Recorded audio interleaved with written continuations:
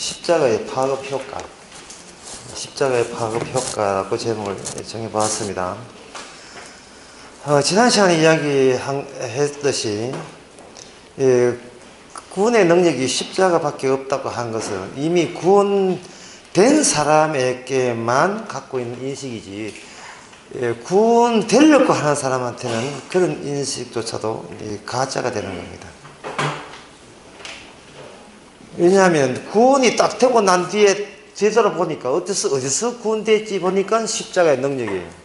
이것은 뭐냐, 내 쪽에서 구원을 시도하기 위해서 뭔가 앞에 어떤 방법을 사용하게 되면 무엇이 깨지느냐 하면 이유도 없이 지옥 가고 이유도 없이 천국 가는 그 하나님의 원칙이 깨져버립니다. 천국 가고 싶어서 천국 가는 것은, 그것은 예수님의 고유 권한에 대한 침해가 되는 거예요. 주님의 일방적인 조치에 의해서, 결정에 의해서 구원되고 난 뒤에 돌아보니까 십자가의 능력이구나, 그렇게 되는 겁니다. 그렇게 되면 그 십자가는 주의 능력을 받지, 주의 구원의 능력을 받지 못해서 지옥 간 사람한테는 그게 뭐냐 하면 미련하고 극히 어리석은 그러한 방식이 돼요. 십자가 자체가 어리석고 미련해 보이고, 어찌 그럴 수가 있느냐. 이유도 없이 주께서 구원하셨다 하는 것은 애초부터 주님이 갖고 있는, 주님이 발휘할 수 있는 마지막 카드인데, 그 마지막 카드에 대해서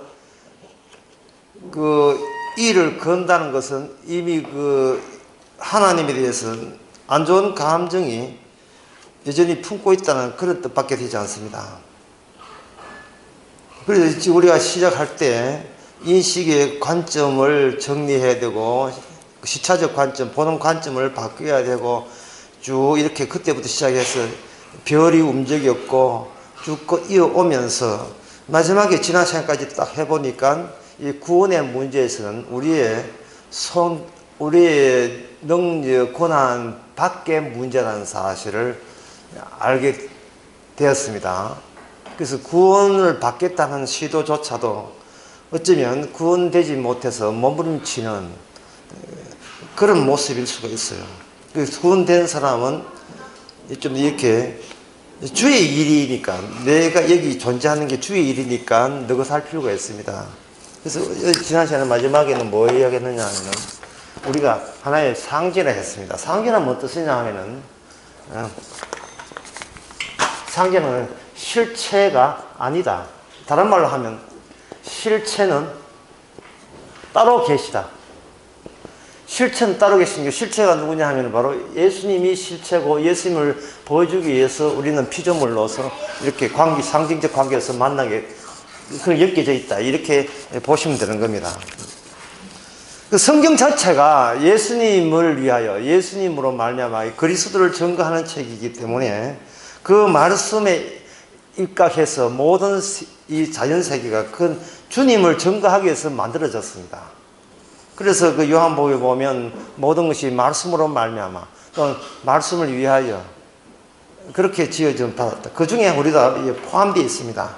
마치 우리 자신이 거기에 포함되지 않은 것처럼 그렇게 행동해서는 안 되겠지요. 이 마태복음 24장에 봅시다. 24장에 보게 되면 뭐가 있느냐면, 그동안 내가 믿는다고 했는데 그 믿는다는 것을 어떻게 확인할 수 있느냐. 그는 믿지 않은 것을, 믿음이 아닌 것을 통해서 믿음이라는 것을 알 수가 있습니다. 그럼 믿지 않은 것을 우리가 어떻게 확인할 수 있느냐. 우리가 믿어서는 안 되고 믿을 필요도 없는 것들을 주님께서 정리를 해줘요. 이 파르테논 신전은 이렇게 생겼습니다. 파르테논 신전이 이렇게 생겼는데, 여기 보면 회랑의 기둥이 있죠. 회랑. 고린토식 회랑에 기둥들이 있어요. 있는데, 우리가 영원히 안심하고 거주할 영원한 공간, 천국이죠. 이 천국이라면 그 천국 안에 우리가 살 때에 이 기둥들이, 받치고 있는 기둥들이, 우리가 이렇게 상상할 때 이 기둥들이 안전히 보장되는 기둥들이냐 하는 것은 마태복음 24장에서 주님께서 이 기둥들을 하나하나 무너뜨려줘요. 무너뜨려지는 것은 믿어서는 안 될 것을 마치 기둥으로 세우고 그 안에 우리가 안심 푹 놓고 들어앉아 있는 그런 오류를, 그런 실수를 범할 수가 있는 겁니다. 그 주님께서 믿지 말아야 할 것을 주님 쪽에서 아주 친절을 베푸셔서 마태복음 24장에 그 기둥들을 하나도 다 부서뜨려 주는 겁니다. 제일 먼저 나온 게 바로 성전이죠. 24장 1절에 이 성전 건물을 가르쳐 보려고 나오니 내가 진실을 너희에게 내 돌 하나의 돌도 남지 않고 무너뜨리리라. 그러니까 이 성전을 믿는 것은 믿음이 아니었음을, 성전을 믿는 것은 절대로 이거는 하나님이 원하는 믿음이 아니었다를 마태복음 24장에서 이걸 작살 내시면서 가르쳐 주시는 거예요. 그러면 성전을 무너뜨린다는 말은 성전에 종사하는 그런 여러 가지 전문 직업 종사꾼들이 있어요. 제사장들 있고, 예, 거기에 성경 가르치는 사람들이 있죠. 요즘은 목사, 장로, 집사죠. 그런 것들 절대로 믿어서는 안 된다는 겁니다. 물론 안 믿고 살겠죠. 안 믿으니까 왔지만.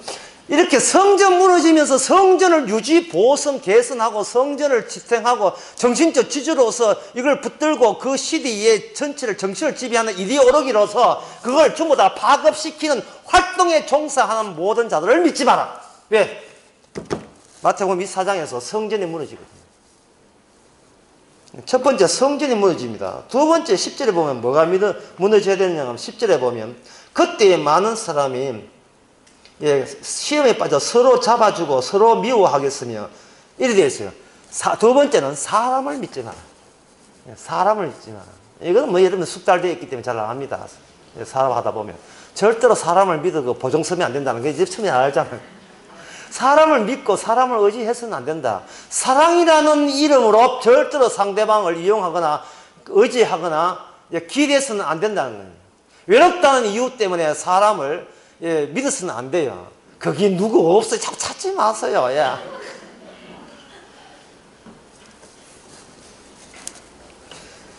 사람을 믿어서는 안 돼요. 왜? 사람마저 이게 전부 다 집단 구덩이로 만들어요. 예루살렘 자체가 집단 매장지입니다.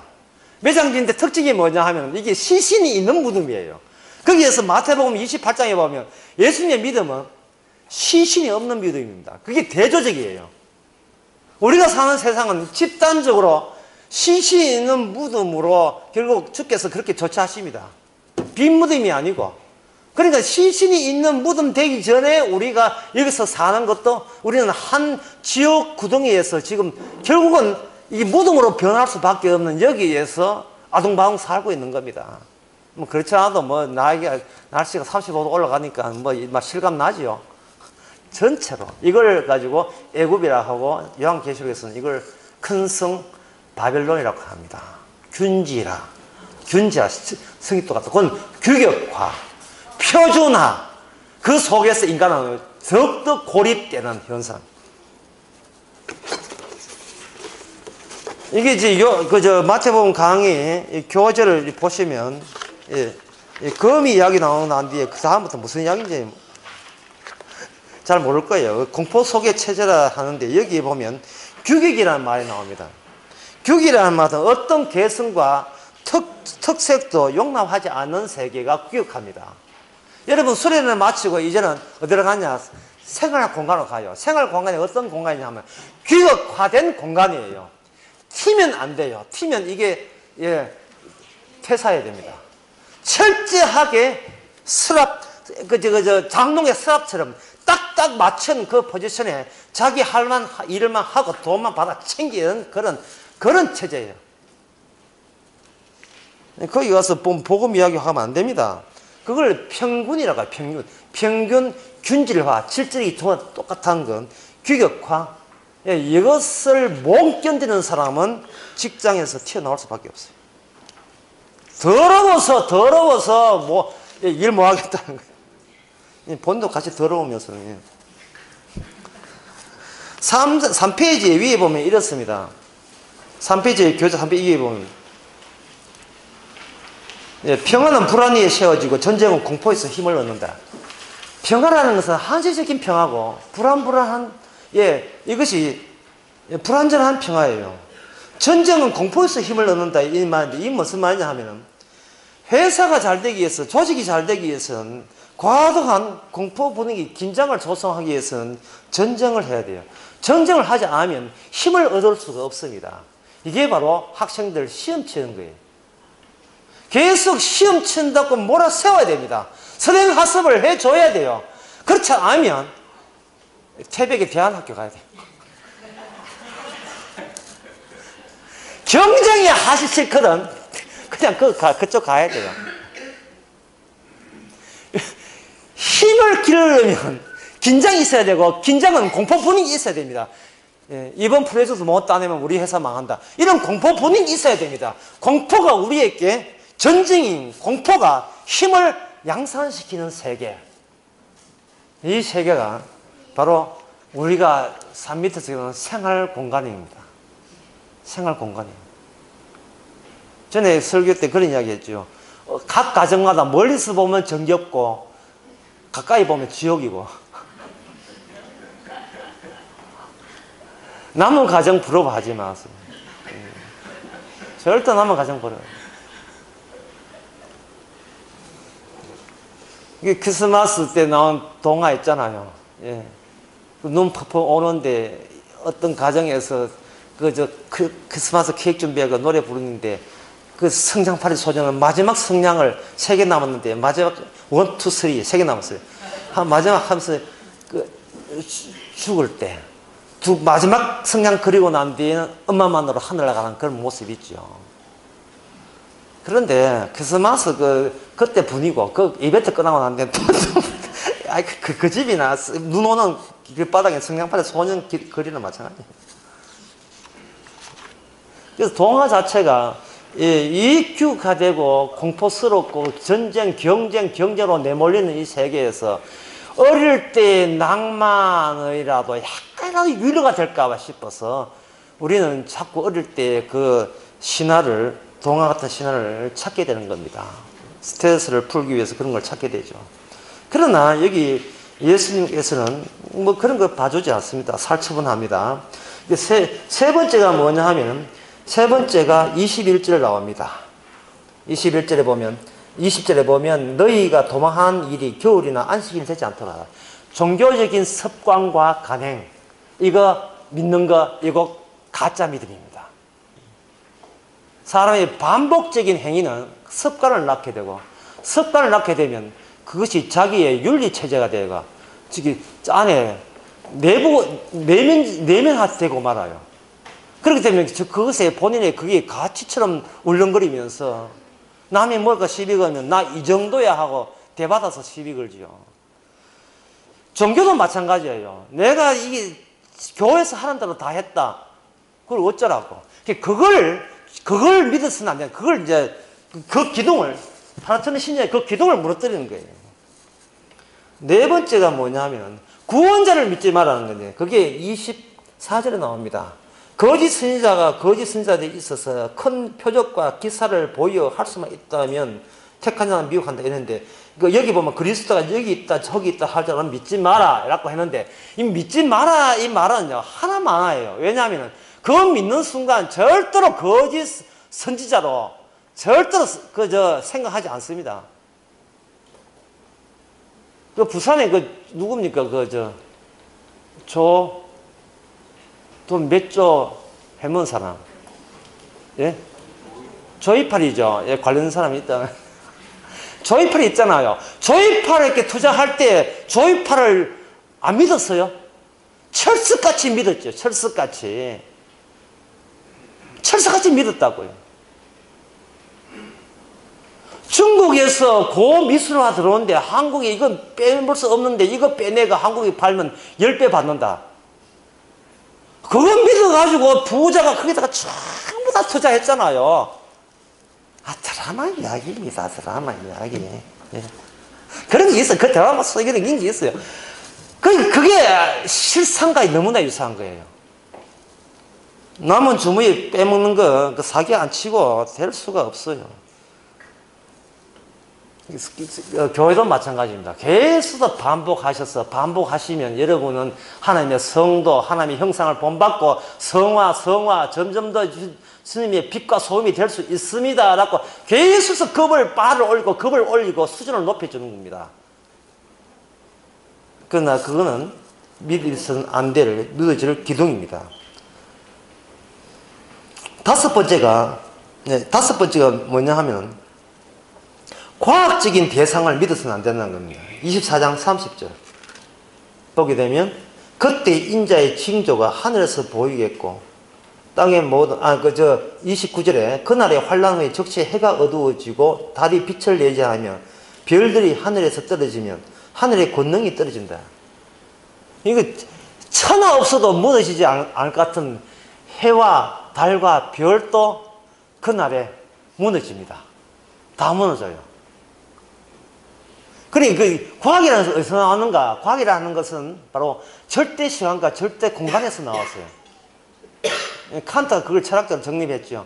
절대 시간이라 하는 것은 어떤 우주의 어떤 공간에 있더라도 1초의 길이는 동일하고 1분의 길이는 동일하고 1시간의 길이는 동일하다. 이게 절대 좌표계에서 절대 시간관입니다. 그게 아인슈타인의 상대성 원리에서는 깨졌죠. 빛의 속도에 따라서 늙어가는 것도 같이 늙어가지 않는다. 사람들이 이야기할 때 과학이지만 깜짝 놀랐습니다. 시계를 산 위에 올라오세요. 중력에 의해서, 중력은 가속도, 중력에 의해서 좀 늦게 가고 3m는 빨리 간다. 어떻게 그렇게, 그게 차이가 미미하기 때문에 안 보이지만 사실은 이 세상에 중심은 없습니다. 오직 중심이 있다는 빛의 속도밖에 없습니다. 그런데 요새는 빛의 속도마저 그렇게 믿을 게 뭔데요? 도대체 뭘 믿어야 되는지. 그래서 과학은 50년 동안 과학은 요만큼도 발전된 적이 없어요. 기능과 기술은 발전됐지만 과학에 내놓은 지수는 발전된 적이 없습니다. 과학의 종말이고 과학의 끝이에요. 스티브 잡스에 나가가지고 요래저래 아기자기 만들긴 만드는데 그건 전혀 과학하고는 상관없습니다. 그냥 기술의 발전일 뿐이죠. 이 해와 달과 넘어지게 되면 우리가 마지막 믿었던 그 모든 것도 결국은 다 무너지게 되는 겁니다. 그래서 과학 믿는다고 그게 진리라고 믿어서는 안 된다. 그래서 진화론이나 창조론 둘 다를 믿지 마세요. 창조론이라는 것은 진화론의 일부입니다. 어디 창조론 해가지고 거기서 무슨 예수 그리스도가 발견됩니까? 그들이 발견하는 것은 철학적인 신을 발견하는 것이지 예수 그리스도의 십자가 지신 그 어리석고 미련한 십자가 복음이 발견되지는 않아요. 과학적으로. 해와 달과 빛, 달과 별 이런 것 그 위쪽에 하나 예수님이 계신 것이 아니고 그 안쪽에 예수님이 계셔가지고 어리석은 모습, 남들 보기 어리석은 모습으로 활동했기 때문에 그 과학적으로서는 그 틀 자체가 무너진다는 미래적 안목이 없는 한 우리는 예수 그리스도를 믿지를 못하는 겁니다. 그래서 과학자가 예수 믿을 수 있는 그 믿은 결과는 딱 하나밖에 없어요. 이 과학 자체가 진리가 아니다는 이것도 죄라는 고백과 더불어서 십자가를 믿게 되는 겁니다. 그 다음에 43절에서 49절에 보면 너희는 알지 못하면 너희가 이른바 만일 집주인이 도적이 어느 경쯤이 올 줄 알았다면 깨어있어 그 집을 뚫지 못하게 하시라. 이러므로 너희는 예비하고 있으라. 생각하지 않을 때 인자 오리라. 이 말은 뭐냐? 시간이 깨어져 버립니다. 시간을 어떤 시간?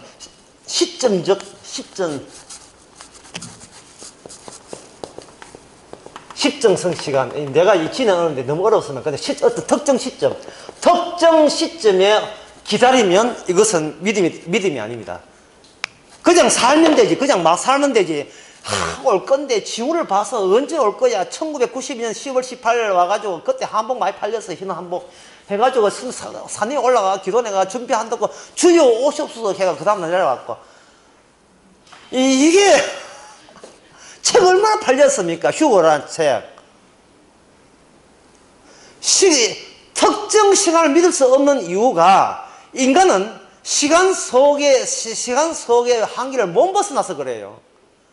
자기 벗어나지 않는 한계를 믿어봤자 그냥 한계성만 계속 확장될 뿐이지 한계 그 바깥으로 못 벗어나는 겁니다. 어떻게 시간을 벗어나요? 사르트르라는 철학자는 말하기를 인간은 실질적 존재는 시간을 벗어날 수 없다고 했어요. 항상 어디 가도 지금이 마지막입니까? 어디 가도 행여는 내년이 마지막입니까? 마지막입니까? 2017년 마지막입니까? 자체가 시간 안에 갇혀있는 꼴이 된다 이 말이죠.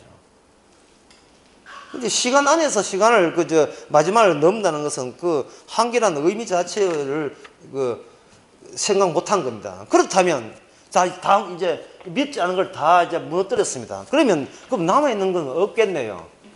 남아있는 게 있습니다. 마지막 남은 게 있어요. 마지막 남은 거.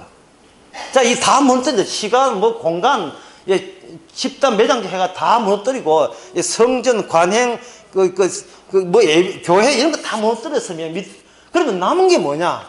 마지막 남은 게 있습니다. 그것이 오늘 이번 강의의 주제였습니다. 지극히 작은 권력. 마태복음 25장 40절을 보겠습니다.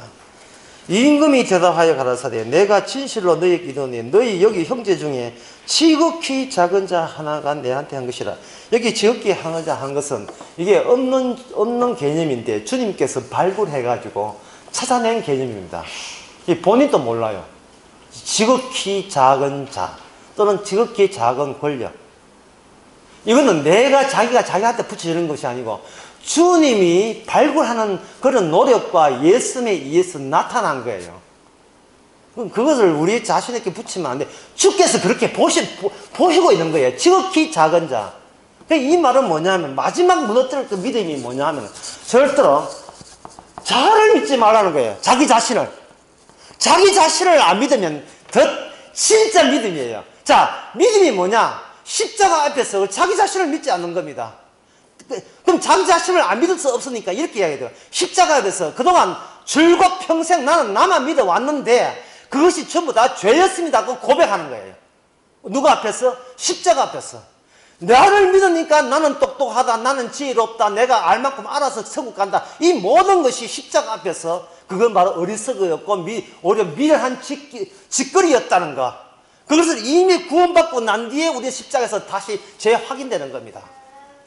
내가 구원을 틀어막은 자가 바로 저거, 주님을 죽이는 공고자가 바로 우리 자신이었군요.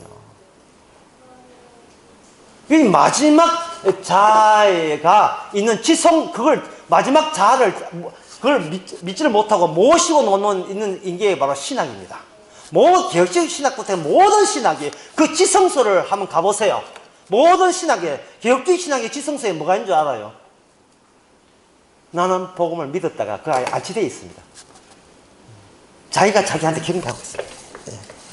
자기가 자기한테. 갑자기 조용하게 다들 또 그래 사시는 거 아닌가?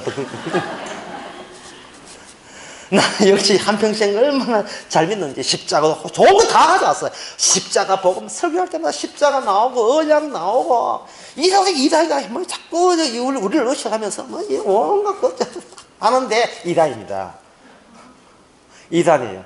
마지막은 자기 자신을 지성소에다가 보호자에다 모시고 자기 종교의 최후의 남을 유일한 신자로서 자기가 신이 되고 자기가 마지막 남은 신도가 되는 것. 불교입니다. 기독교적 형식을 띈 불교. 그래서 불교는 큰 소리 치는 겁니다. 불교는 기독교를 하여 형제여 이렇게 하고, 칼 날아나는 신학자들은 저 불교도 우리의 형제라고 합니다. 숨겨진 언익적인 그런 언익적 교회가 익명적 교회라고 얘기하죠. 그들도 착하게 살면 다 우리는 한 형제라고 보는 겁니다. 왜? 진리는 하나인데 그 진리의 구체적 내용은 사랑이고 그 사랑의 길은 여러 가지 길이 있는데 꼭 기독교나 천주교, 이슬람도 고집할 필요 없다. 인류는 하나다. 손에 손 잡고 We are the world 뭐 이래 나.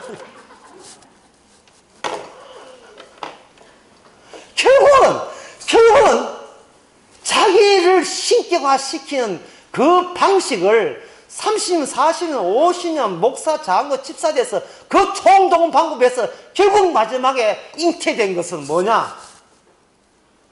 내가 곧 신이었다는 선악과 따먹은 티를 팍팍 내고 있었던 거예요.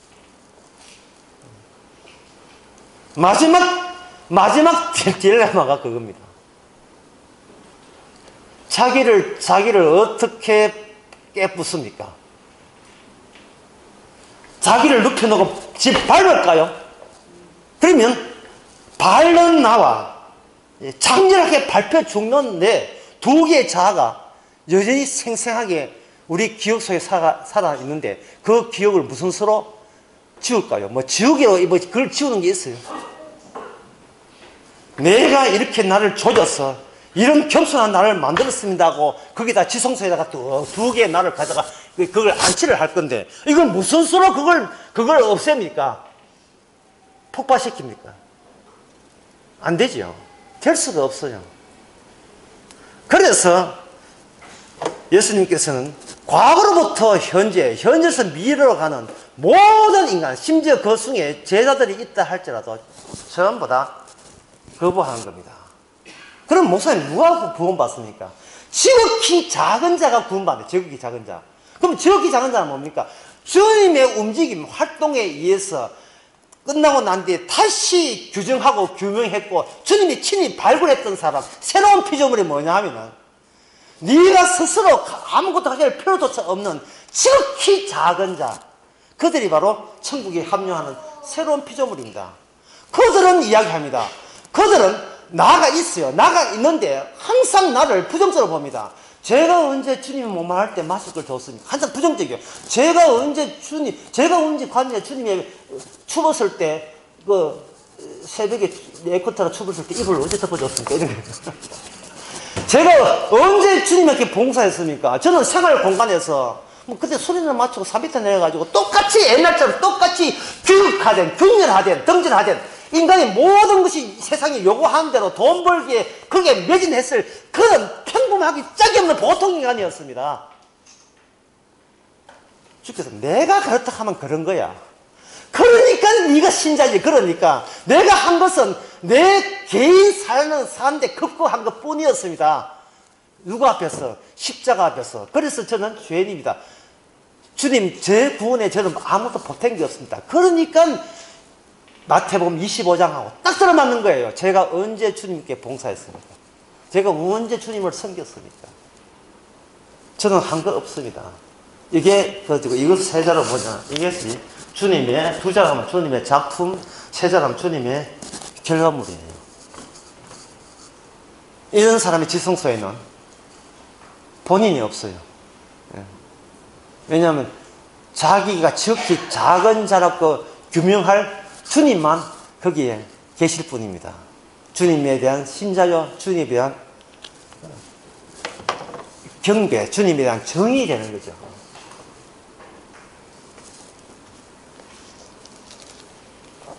그리고 이러한 모든 힘은 자기의 능력에서 나온 게 아닙니다. 자, 요한복음 17장 잠시 한번 봅시다. 요한복음 17장. 17장. 자, 누구 한 분 또 소개해 주시면 17장 2절 한번 봅시다. 2절 누가 한번 읽어주세요.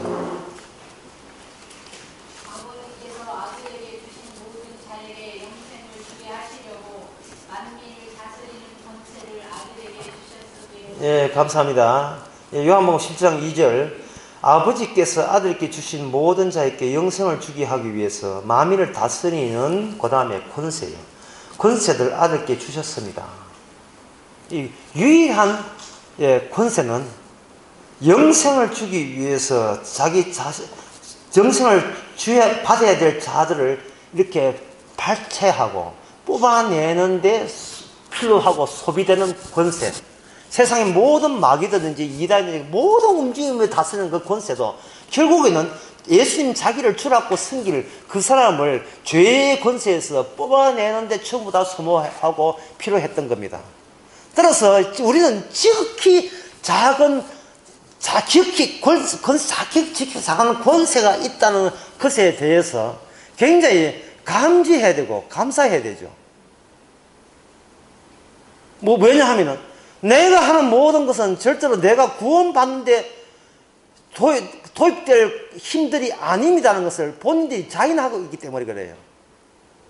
자칫하면 내가 주님 믿는 믿음조차도 내가 구원하는 데 도움되는 하나의 권세처럼 작용해버리면 그것은 예수님에 대한 권세를 가로막는 게 돼요. 그래서 결국은 마지막 나오는 결론은 딱 세 자입니다. 네 자구나. 막국수, 막국수 아니에요. 막 메밀, 아니에요. 그냥 막 사세요. 그냥 막 사세요에는 달리 이미 구원을 넘어온 사람에게는 막 사세요라는 달리 할 거 없어요. 왜? 본인이 그렇게 막 살고 있고 막 살게 되고 결국은 막 살도 상관없기 때문에. 그러니까 저런 사람한테는 그게 무슨 복음이냐, 십자가 복음이지 라고 오해하죠. 근데 십자가 앞에서 인간은 결국은 막 살 수밖에 없는 그런 입장이 있어요. 왜? 권세는 딴 데서 발휘되기 때문에 주입되고 이것이 제공되기 때문에 그래요. 그래야 자기가 자기를 경배하지 않습니다. 그래야. 사람들은 타인과 경쟁에 들어갑니다. 경쟁 들어간다는 것은 타인으로부터 타인의 존재를 요청하게 되고 그 요청한 타자를 통해서 격려해서 자기 자신을 규정하려고 하고 규명하려고 해요. 니들 보기엔 내가 어떻게 생겼어? 자꾸 이걸 하는 거예요. 말은 노골적으로 안 하지만 남들의 시선을 의식하지 않을 수밖에 없습니다. 그렇게 되면 점점 더 고착화되고 단단해지고 돌멩이처럼 점에처럼 더 이상 더 숨을 못 쉬게 되는 것은 바로 본인이에요.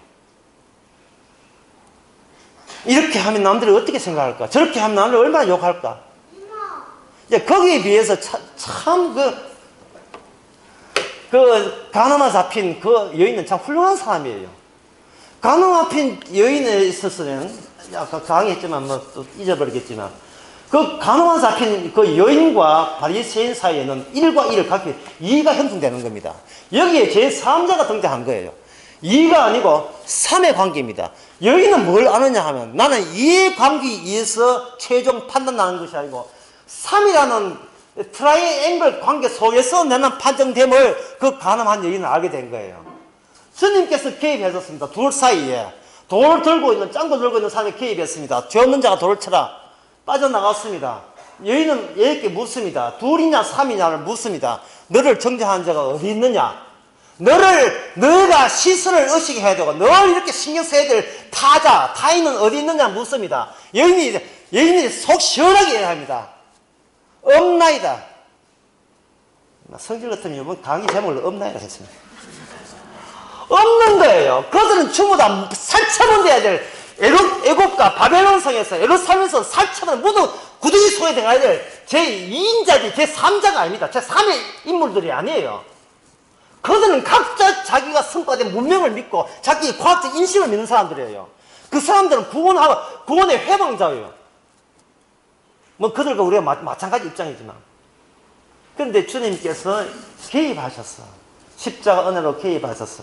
나도 너를 칠 수 있는데 십자가의 작품, 십자가의 결모를 되기 위해서 너의 죄는 너의 의가 되는 너 스스로 재료가 될 수밖에 없다.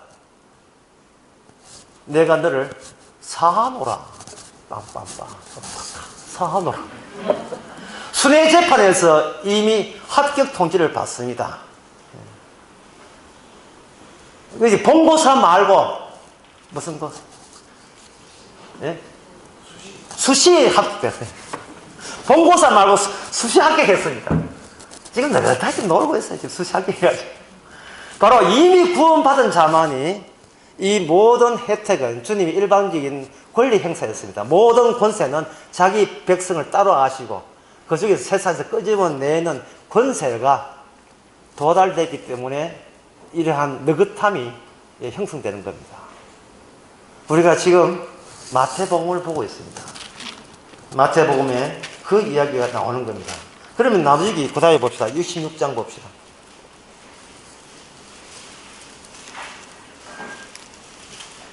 26장에 보게 되면 25장 보기 전에 25장에 이제 그 염소 그 지옥 가는 사람이 말하기를 우리가 언제 그렇게 했습니까? 우리가 언제 주님에게 학대했습니까? 이 사람 말들이 맞아요. 그 마지막, 자 그럼 제가 이렇게 이야기를 드렸는데요. 자기를 없애야 된다 이렇게 했는데, 그럼 호락호락 인간이 자기를 없애지 못한 이유가 뭐냐? 이유가 마태복음 27장 42절에 나옵니다. 이 마지막 남은 정말 중요한 대목인데, 저는 이 27장 42절 이거 가지고도 정말 저는 1시간 이상 이야기하고 싶어져요. 그거 뭐냐면, 제가 남은 저기 십자가에 지나가는 자들이 예수님을 조롱하면서, 끌끌끌 조롱하면서 사흘 만에 성전을 짓는 자야, 네가 하나님의 아들이거든 자기를 구원하고 하나님 아들이거든. 이거는 예수님께서 마태복음 4장에서 마귀가 광야 시험할 때 똑같은 멘트를 날렸습니다. 네가 하나님 아들이거든 이랬어요. 자기를 구원하고 자기 십자가를 내려오라. 이와 같이 제사장들과 서기관들과 장로들과 함께 희롱하며 가로되 저가 남은 구원하였으되 자기는 구원할 수 없도다. 얼마나 침착하고 합리적이고 이성적인 명석한 판단입니까? 나는 박수치고 싶어요. 왜 사람이 자기를 꺾을 수 없고 자기를 부정할 수 없는가? 따지고 살피고 탐색하고 아무리 용어전이 살펴봐도 그리스도는, 예수라는 작자는 분명히 실패자라는 것은 명쾌하고 명확한 사실이에요. 이거는 누가 봐도 이거 도저히 부인할 수 없는 겁니다. 사진 찍고 카메라 하고 해도 분명히 예수 그리스도는 실패자예요. 따라서 남은 구원한다고 그렇게 헛소리 큰소리 치면서 본인은 세상 권세조차도 모이고 매가지 없이 그렇게, 같이 매가도 생각하는데 맥없이 그렇게 십자가 죽었다면 이 터 다 틀린 게 되잖아요. 무슨 좋은 날 보겠다고.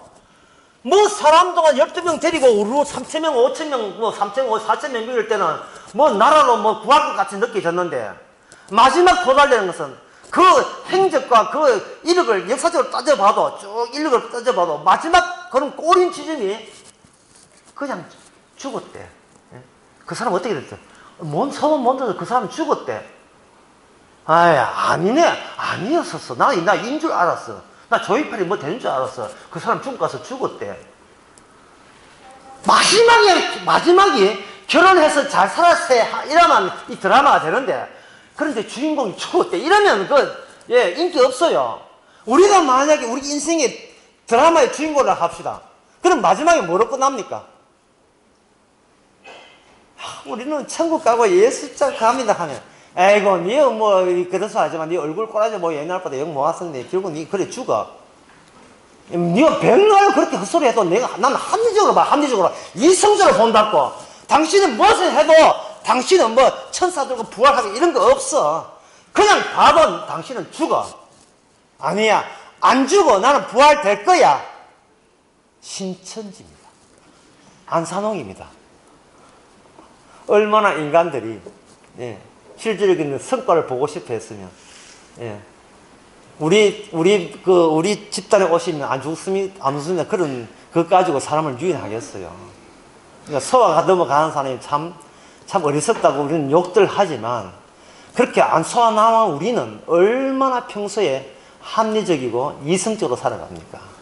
그래서 우리는 이런 고백을 하는 이 사람이 우리 속에 이렇게 많다는 것에 대해서는 주님께 감사해야 됩니다. 왜? 항상 그들의 주장은 우리가 동의할 수밖에 없는 테스트용으로서 늘 우리 속에 만나고 마는 모든 사람의 입을 통해서 우리가 거기에 젖어들게 말해주기 때문에 그렇습니다. 이게 빈말이 아니에요. 목사에서 우주성적 신학교 졸업하고 목회해가지고 수천 명 목회하고 그렇게 큰 교회 해가지고 미국이라도 이런 매고 그때 한 달간 20년 갔다 오고 이렇게 왔다 갔다 할 때 남들 보기에는 위대한 주의 종이고 참 훌륭한 사람처럼 보이죠. 그거는 교인들이 모르는, 이게 다 헛짓거리인데, 산은 산이고 물은 물인데 다 헛짓거리야. 이렇게 남들은 몰라요. 가끔은 같이 사삼을 다는 식구도 몰라요. 30년, 50년 목회하고 한국의 대표적인 목사가 된다 할지라도 신자 아닙니다. 네, 신자 아니면 내 돈 500원 겁니다. 500원 너무 짜다. 5,000원 겁니다.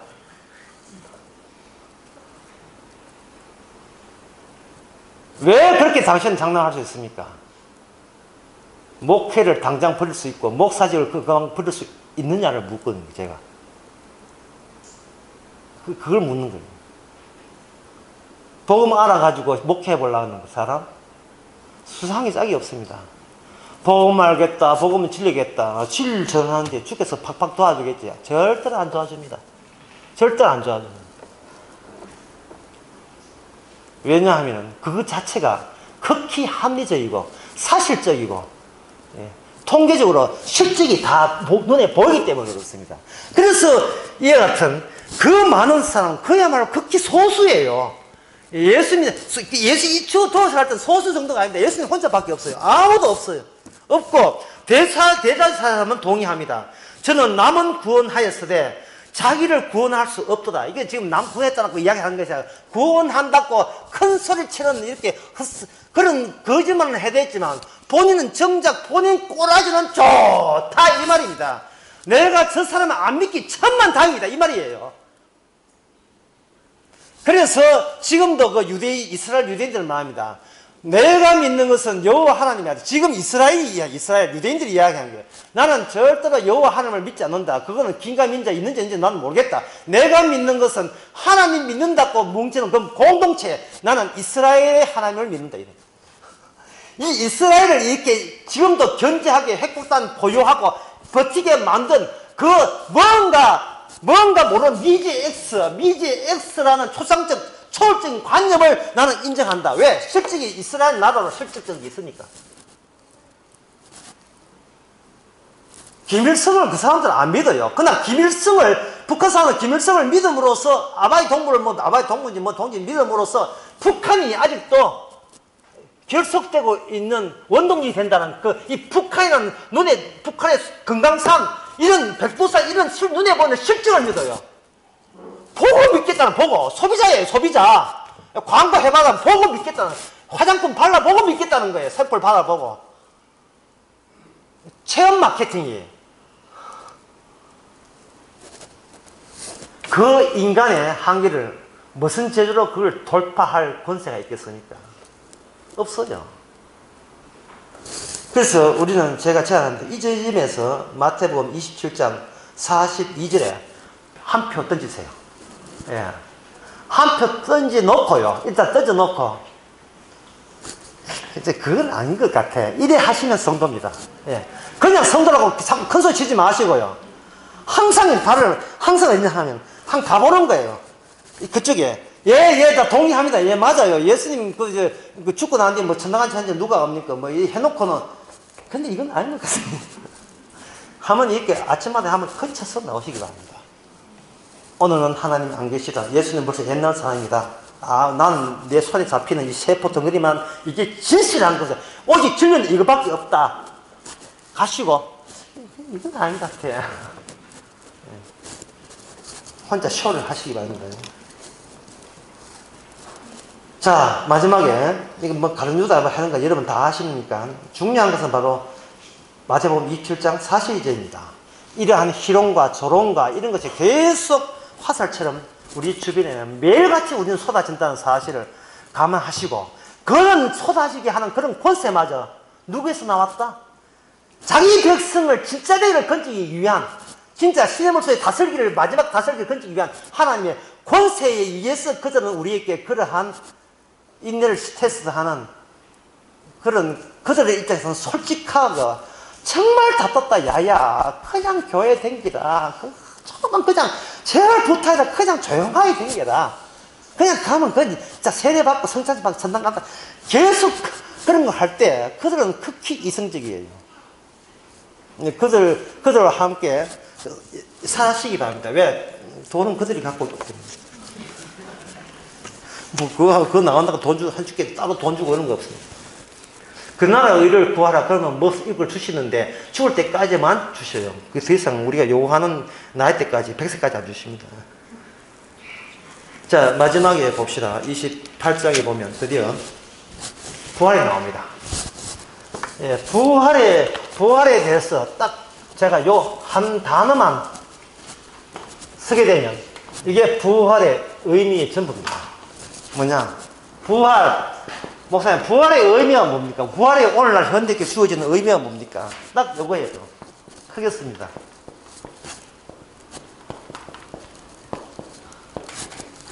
부러워하지 말라. 부러워하지 마라. 내가 한 삼성에 7조 수익이 없고 부러워하지 마라. 누가 판사 검사 됐다 부러워하지 말라. 누가 성경에다 출세했다 부러워하지 말라. 부러워하지 말라. 왜? 우리는 죽음마저 이겼어. 살아있는 생명의 세계에 있기 때문에 마치 이 요주경 소를 보게 되면 만화 세계 보는 것처럼 사람들이 이런 것 때문에 혼을 다 빼앗기구나. 들여다보는 그 느긋한 심령이 하나, 둘, 셋, 넷, 다섯, 여섯, 이것도 7자.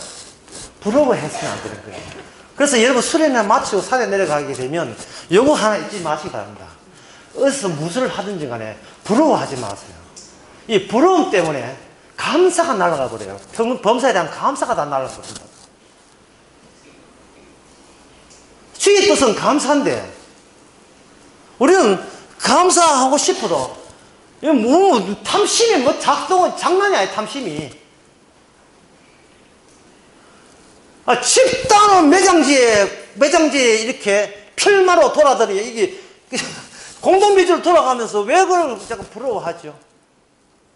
우리는 이미 부활 십자가의 파급 효과에 의해서 부활의 영을 성령이라 한다. 성령에서 받았으면 어떤 것도 부러워하지 마세요. 미장원에 가서 머리 잘 나왔다. 머리 잘 나온 것은 이게 되니까, 인물이 되니까 머리 잘 나온 거예요. 이것도 안 되면서 머리 잘 나올 리가 없습니다. 자기 주제 파악도 안 되면서. 근데 머리 잘 나왔다고 해서 구원 영생 얻는 거 아니거든요. 머리 잘 나온 채로 집단 매장지에 묻혀버립니다. 그게 통합세계, 통일된 여기 교제법 나오는데요. 여러분 혹시 심심할 때 또 여기 산에 안 가고 산둥만둥 하면서 이 교제 그 시간에 또 교제 보신 분 계십니까? 제가 다시 보시게 되면 그때 이제 눈이 열릴 겁니다. 이게 어렵게 해석하는 게 한축 하다 보니까 이렇게 단어가 어렵게 된 거예요. 여기 보게 되면 모든 것이 통일체가 하나의 새로운 종교로 등장합니다. 규격화. 이게서 빠져나오면 난 죽는다. 그런데 이미 우리는 죽었고 부활의 영을 받았기 때문에 우리는 이제는 의도적이라도 슬슬 죄질 만한 곳에 슬슬 이렇게 구경 이렇게 해도 괜찮아요. 나이트클럽은 가지 마시고 구경만, 오이만 구경하고 저걸 사람들이 좋아하는구나. 저게 환장하는구나. 축구에 환장하고 프로야구에 환장하고 골프에 환장하는구나. 당구 칠 때 당구 막 구에 막 나타나고 바둑 동안 바둑에 수가 막 아다리 막 해가지고 이서들이하고 이 알파고 한 거 보이고요. 예? 골프 치면 골프 홀 치는 게 이런 거 있고 그게 바로 그러한 권세 속에 우리는 지극히 작은 권세자로 그런 걸 평생 누리고 살아왔으면서도 정작 우리가 주님께서 우리를 규정할 때는 이 지극히 작은 자야, 네가 내한테 이만큼 해줬다. 뭘 한 것도 없는데 네가 한 모든 것이 네 일이 아니고 주의 일이었다. 왜? 너는 상징이고 실체가 아니고 내가 실체고 너를 평생 동안 부려먹었기 때문에 이것이 바로 이 권세에 주님께서 온팡 우리에게 다 소비시키고 소모시킨 겁니다. 기도하겠습니다. 하나님 아버지, 마태복음 보았습니다. 무슨 책인지를 몰랐고 그냥 고전 중에 하나인 줄 알았습니다. 문자의 가치인 줄 알았습니다. 그것이 현실이 된다는 것을 우리의 이성적으로 납득이 되지 않습니다. 합리적으로 용납되지 않습니다. 그러나 십자가의 앞에서 우리가 허상인 것을, 결국 죽을 수밖에 없는 죄인인 것을 알게 되었다면 우리는 이 십자가를 위해서 이런 현상적인 마음을 도리어 느긋한 마음으로 바라볼 수 있는 저희들 되게 하옵소서. 예수님의 이름으로 기도합니다. 아멘.